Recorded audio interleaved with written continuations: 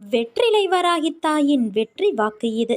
என் தங்கமே, உனக்கு நல்லது விரைவில் நடக்கத்தான் போகிறது. அதை நடத்தி வைக்கவே நான் உன் வீட்டில் வந்துள்ளேன். உன் அன்னையின் ஆசிர்வாதம், உத்தரவு, அன்பு கட்டளை, சுப வாக்கு.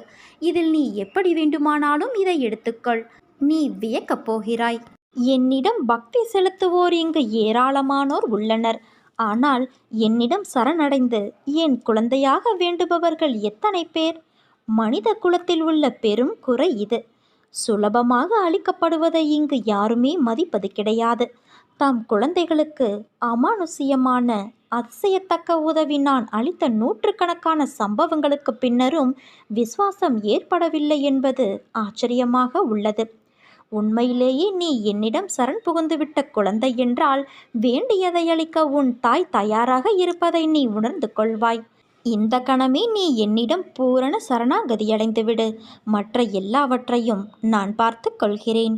என் மீது நம்பிக்கை உனக்கு முழு அளவில் இருந்தால் நீ பொறுமை காக்க வேண்டும்.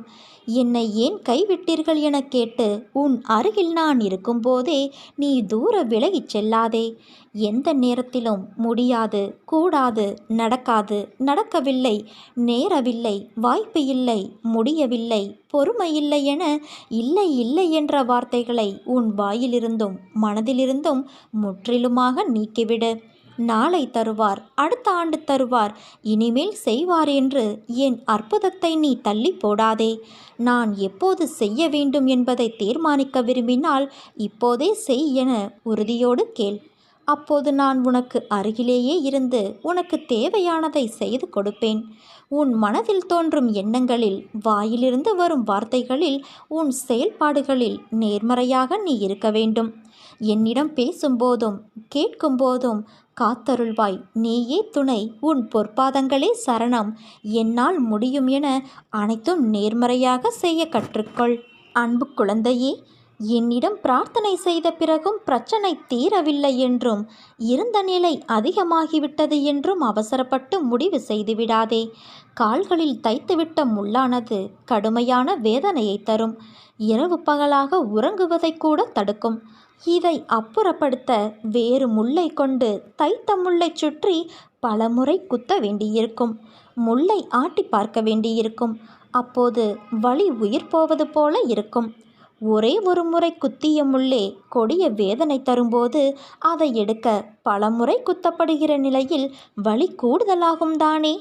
ஒரு முள்ளின் வலி உனக்கு பாதிப்பை உண்டாக்க என்பதையும், பலமுறை குத்துவதால் வருகின்ற வலி அதை நீக்குவதற்காகவே அன்றி காயப்படுத்துவதற்காக அல்ல என நீ உணர்ந்து கொள். கஷ்ட நிவர்த்தி வருவதற்கு முன்னால் அதன் தொல்லை மிகவும் தாங்க முடியாத அளவு தெரியும். அன்னையை கைவிட்டு விட்டார், இனி யார் காப்பாற்றப் போகிறார்கள் என நினைப்பாய். பயப்படாதே. என் பக்தருக்கு துர்க்கதியை எந்த நிலையிலும் நான் பரிசாக தரமாட்டேன்.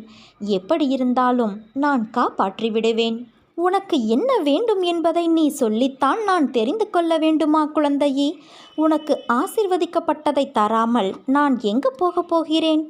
மனதை அமைதியாக வைத்துக்கொள். எந்தவிதமான சூறாவளியையும் அதற்குள் அனுமதிக்காதே. இந்த நிலை வெகு விரைவில் மாறி உனக்கு வெற்றி கிட்டும். நீ எதிர்பார்த்து காத்திருக்கும் அனைத்தையும் மிக விரைவில் நான் நிறைவேற்றி காட்டுவேன்.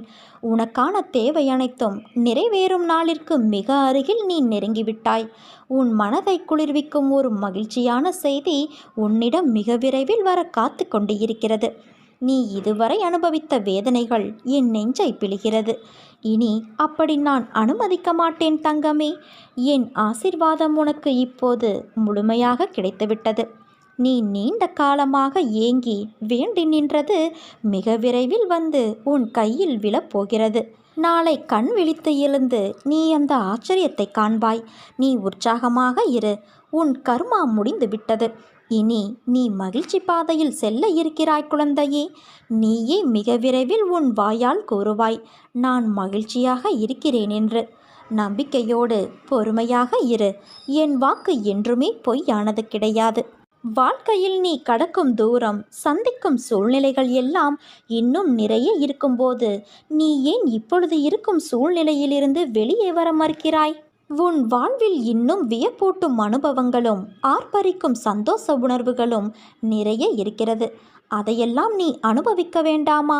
உலகில் தினமும் ஏதோ ஒரு வகையில் ஒவ்வொருவரும் அவமானம், ஏமாற்றம், தோல்வியுற்றதால் ஏற்படும் வேதனை, வலிகளை அனுபவித்து வருகின்றனர். வாழ்க்கையில் வெற்றி பெற நம்பிக்கையோடு இவற்றையெல்லாம் நீ எதிர்த்து போராடத்தான் வேண்டும். உன் வாழ்க்கை சோதனைகள் நிறைந்து மட்டுமே இருக்கும் என்று நீயே முடிவு செய்யாதே. ஒரு செடியின் அடித்தளம் திடமாக இருந்தால்தான் ஆரோக்கியமான மரமாய் உயர்ந்து நிற்கும். அதே போலத்தான் உன் வாழ்க்கையிலும்.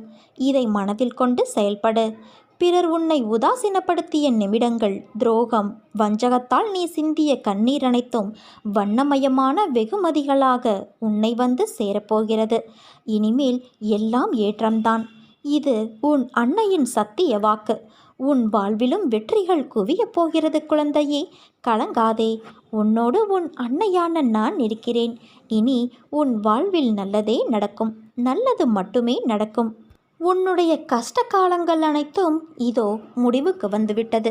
நீ இழந்த அனைத்தும் உன்னிடம் வந்தடையும் நேரமும் வந்துவிட்டது. இந்த கடந்து போன கடினமான நாட்களிலும் என்னை மறவாமல் எனக்கு அன்போடு அமுது படைத்த உன்னை நினைத்து என் கண்களில் கண்ணீர் அருவியாக பெருகுகிறது. அன்னை இருக்க எனக்கென்ன துன்பம் வந்துவிடும் என இருந்த உன்னுடைய வாழ்க்கை மற்றவர்களுக்கு உதாரணமாக போகிறது. நீ விதைத்த நல்ல செயல்கள் என்ற விதைகள் விருட்சமாக வளர வேண்டிய நேரம் வந்துவிட்டது. அது கனி கொடுக்கும் காலம் மிக அருகில் இருக்கிறது என் தங்கமே. அதை என்னோடு சேர்ந்து ருசிக்க நீ தயாராக இரு. உன் குடும்பம் என்றும் சீரும் சிறப்போடும் இந்த அன்னையின் ஆசீர்வாதத்தில் வாழையைப் போல குலைத்தள்ளி தலை தொங்கப் போகிறது. வாழ்க்கையில் நீ செய்த தவறுகள் உனக்கு வலிகளை கொடுத்துள்ளன. உன் தவறுகளிலிருந்து பாடம் கற்றுக்கொண்ட அனுபவங்களை மனதில் கொண்டு மீண்டும் இது போன்ற ஒரு தவறை எந்த சூழ்நிலையிலும் செய்யாமல் இரு. வாழ்க்கையில் எல்லாவற்றிற்கும் உணர்ச்சி வசப்படுதல், அழுதல் ஆகியவைகளால் உனக்கு எந்த வகையிலும் அது உதவி செய்யாது. நீ வாழ்க்கையில் இவற்றை கடந்து எவ்வாறு முன்னோக்கி செல்வது என்பதை குறித்து சிந்தித்து செயல்படு. அதற்காக தேவையில்லாத வழியில் செயல்பட நினைக்காதே குழந்தையே. குறுக்கு புத்தி சுயநலமானது, விரைவில் துன்பத்தை கொடுக்கக்கூடியது. குறுக்கு புத்தி இல்லாமலும் கள்ளம் இல்லாமலும் முட்டாள்தனம் இல்லாமலும் இருக்க வேண்டும். நீ புத்திசாலியாகவும் கள்ளக்கபடமற்றவராகவும் மனித தன்மையோடு கூடிய கூர்மையான புத்தியோடும் இருக்க வேண்டும். என் வார்த்தைகள் மீது நம்பிக்கை வைத்து செயல்படு என் குழந்தையே. நீ நிச்சயம் தடைகளை தகர்த்து வெற்றியடைவாய். இது உன் அன்னையான என்னுடைய சத்திய வாக்கு. என் தங்கமே, நீ என்னை தேடுவதை நான் அறிவேன். ஆனால் ஒன்றை மட்டும் நினைவில் வைத்துக்கொள். ஒவ்வொரு நொடியும் நான் உன்னோடு இருக்கிறேன். ஆனால் என் வடிவம் கண்ணுக்கு தெரியாதது. அதனால்தான் உன்னால் என்னை பார்க்க முடியவில்லை. நான் எப்படி என் குழந்தையை விட்டு போக முடியும்? என்னை நம்பு. நான் உன்னை விட்டு ஒருபோதும் அகலமாட்டேன். நீ உன் கடமையை செய். சிறிதளவும் அஞ்சாதே. என் மொழிகளில் நீ நம்பிக்கை வை. என்னுடைய லீலைகளை நினைவில் கொள். நான் உன்னுடைய ஆசைகளை பூர்த்தி செய்து உன்னுடைய பக்தியை இன்னும் அதிகப்படுத்துவேன். நான் நுழைவதற்கு எனக்கு எவ்வித கதவும் தேவையில்லை. எனக்கு எவ்வித உருவமோ நிறமோ கிடையாது. எப்போதும் எங்கும் நான் வசிக்கின்றேன்.